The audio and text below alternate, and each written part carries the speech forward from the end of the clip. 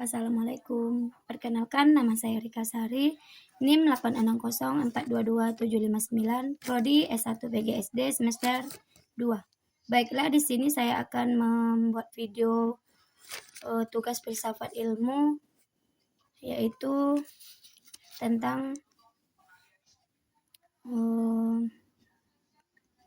pilar pendidikan dan relevansi prinsip Ki Hajar Dewantara di era digital. Sebelum kita memasuki, ada baiknya kita jelaskan dulu apa itu makna pilar. Pilar diartikan sebagai dasar kokoh, tiang penyangga, dan landasan yang menopang berdirinya seluruh sistem pendidikan agar tetap stabil, berarah jelas, dan tidak runtuh menghadapi perubahan zaman. Sebagai penyangga, pilar pendidikan berisi nilai, prinsip, dan filosofi yang menjadi pedoman seluruh pelaku pendidikan, mulai dari guru, peserta didik, orang tua, hingga pemerintah, agar dapat bertujuan pendidikan membentuk manusia utuh, berkarakter, cerdas, dan bermanfaat bagi bangsa tercapai sepenuhnya. Di Indonesia, pilar utama pendidikan bersumber dari budaya dan pemikiran bangsa itu sendiri. Salah satunya yang paling kuat adalah ajaran Ki Hajar Dewantara.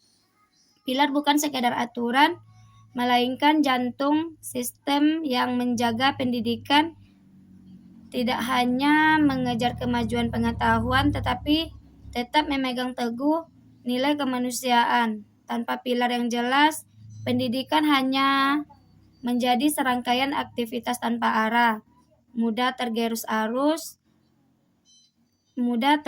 atau terbawa arus zaman, dan melahirkan generasi yang cerdas namun kehilangan jati diri. Prinsip dasar pendidikan menurut Ki Hajar Dewantara yaitu dengan terkenalnya 3 semboyan menjadi inti sistem pendidikan Among yang dirancang Ki Hajar Dewantara. 1. Ing ngarso sung tulodo, yaitu di depan harus menjadi teladan. Guru, pendidik, dan pemimpin pendidikan harus berada di barisan paling depan, menampilkan perilaku, tutur kata, etika, dan cara berpikir terbaik yang pantas ditiru peserta didik. Guru bukan hanya pengajar materi, melainkan figur yang digugu dan ditiru. Ilmu tanpa keteladanan ibarat rumah tanpa pondasi, mudah runtuh saat diuji. Contoh nyata yaitu guru yang disiplin waktu, jujur, dan santun akan secara otomatis menanamkan nilai tersebut ke dalam kebiasaan sehari-hari. Yang kedua, ing madya mangun karso, itu di tengah membangun semangat, kemauan, dan tekad. Pendidik tidak boleh hanya berdiri di atas mimbar memberi perintah, tetapi masuk ke tengah-tengah peserta didik dengan berinteraksi akrab, menjadi teman diskusi, dan membangkitkan hasrat belajar yang ada dalam diri anak. Prinsip ini menegaskan pendidikan berpusat pada anak, menyesuaikan cara mengajar dan minat dan bakat masing-masing, serta mengubah suasana menyenangkan. Tujuan agar siswa belajar karena keinginan sendiri, bukan karena paksaan. Yang ketiga, Tutwuri Handayani, yaitu di belakang memberi dorongan dan kepercayaan. Ini puncak dari filosofi pendidikan merdeka. Setelah anak mendapat teladan dan semangat, pendidik perlahan mundur ke belakang, memberi kebebasan berekspresi dan belajar mandiri, namun tetap siap menopang saat tersandung.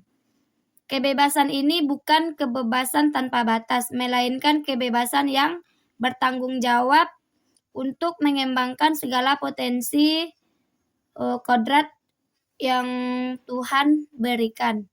Guru berperan sebagai pendamping setia yang selalu hadir memberi semangat agar anak berani melangkah maju menuju cita-citanya.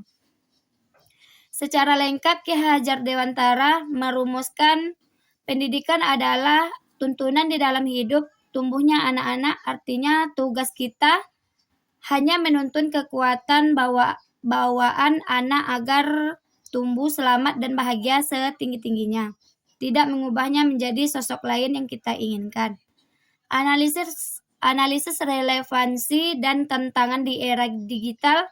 Era digital membawa perubahan drastis, informasi melimpah, jarak hilang, teknologi menjadi alat utama belajar, namun juga membawa risiko penyebaran berita bohong, kecanduan gawai, menurunnya interaksi nyata, dan lunturnya norma. Berikut analisis penerapan ketiga prinsip tersebut, yaitu 1. Dalam pembelajaran daring atau ingarso sung tulodo, guru tetap menjadi teladan meski di balik layar. Dengan contoh, cara guru berkomunikasi sopan, tepat waktu dalam memberi materi, menyajikan konten, dan terpercaya menjadi standar yang ditiru siswa saat mereka membuat tugas atau berinteraksi di media digital. Yang kedua, ing madya mangun karso. Contohnya, guru menciptakan ruang kolaborasi di ruang kelas, misalnya lewat diskusi grup, proyek kelompok digital, dan kuis seru, sehingga jarak fisik tidak mematikan semangat belajar. Teknologi justru digunakan untuk mendekatkan, bukan untuk menjauhkan. Yang ketiga, Tut Uri Handayani, contohnya siswa diberi kebebasan mencari sumber belajar dari internet, mengembangkan karya video atau tulisan sendiri. Guru mempercayai mereka bekerja mandiri, hanya memberi umpan balik dan apresiasi di akhir. Ini melatih kemandirian sesuai zaman. Contoh nyata program sekolah penggerak yang menerapkan kurikulum merdeka, di mana siswa membuat proyek penguatan profil pelajar Pancasila menggunakan aplikasi digital sepenuhnya selaras dengan semangat ketiga prinsip. Yang kedua, literasi digital. Ketiga prinsip menjadi panduan utama agar siswa cakap teknologi namun tetap bijak. Guru memberi contoh, memilah berita benar atau salah, membangun semangat berpikir kritis saat menerima informasi, dan mendorong siswa menjadi pencipta konten positif, bukan sekedar konsumen pasif. Prinsip ini menjadikan literasi digital bukan sekadar mengoperasikan alat, tetapi menggunakannya demi kebaikan diri dan masyarakat. Yang ketiga, pembentukan karakter. Dunia maya seringkali kabur batas benar dan salah. Disinilah relevansi prinsip Ki Hajar Dewantara sangat kuat dan erat. Keteladanan, motivasi, dan dukungan dari guru menjadi penyeimbang agar siswa tidak terbawa arus negatif dari media sosial seperti perundungan, siber, atau budaya instan. Pendidikan karakter berbasis nilai lokal terbukti lebih kuat menahan pengaruh asing yang merusak jati diri. Yang keempat, peran guru berubah.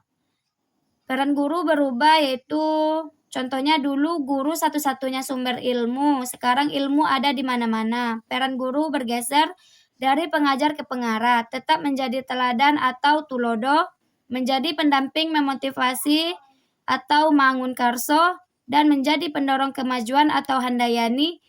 Teknologi tidak menggantikan guru, melainkan memudahkan guru menjalankan tugas yang mulia.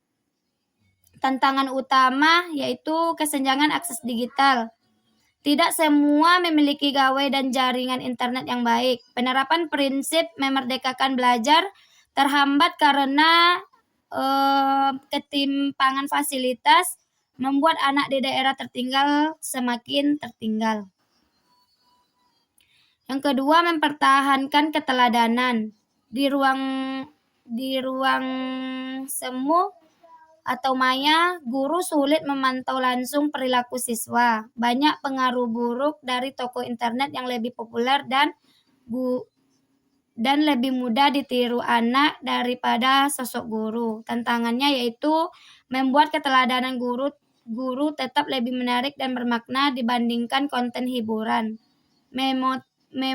Memotivasi di tengah gangguan, seperti di media sosial penuh godaan hiburan instan atau mendalam atau Mangun Karso, jauh lebih sulit dibandingkan masa lalu.